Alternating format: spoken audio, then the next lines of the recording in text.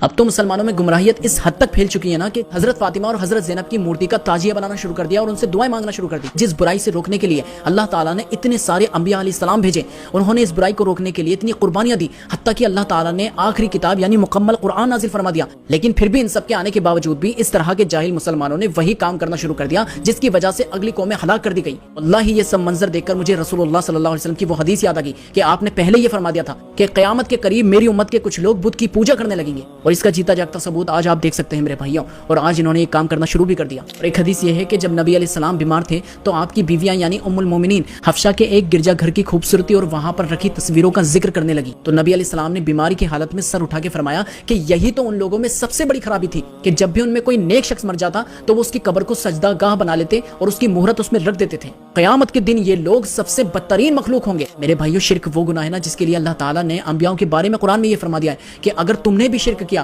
تو تمہارے سارے اعمال برباد کر دیے جائیں گے اور تم خسارہ اٹھانے والوں میں ہو جاؤ گے. اب ذرا سوچیں، ہم تو پھر بھی نبی کی امتی ہیں، اگر ہم نے بھی شرک کیا تو ہم کس روب میں ہیں کہ کیا ہمیں چھوڑ دیا جائے گا؟ میرے بھائی، اللہ تعالیٰ نے قرآن میں یہ واضح سب کے لیے فرما دیا ہے، انہ من یشرک باللہ فقد حرم علیہ الجنہ ومأواہ النار. جس نے اللہ کے ساتھ شرک کیا اس پر اللہ نے جنت حرام کر دی ہے اور اس کا ٹھکانہ جہنم ہے. اور آج میں سمجھتا ہوں نا کہ اس گمراہیت کی سب سے بڑی وجہ ان کے اپنے مولوی ہیں، جنہوں نے دعوت تو یہ دینی تھی کہ ایک اللہ سے مانگو، لیکن افسوس کی بات یہ ہے کہ انہوں نے خود بھی مزاروں پہ جا کے یہ دعائیں مانگی، یا غوث المدد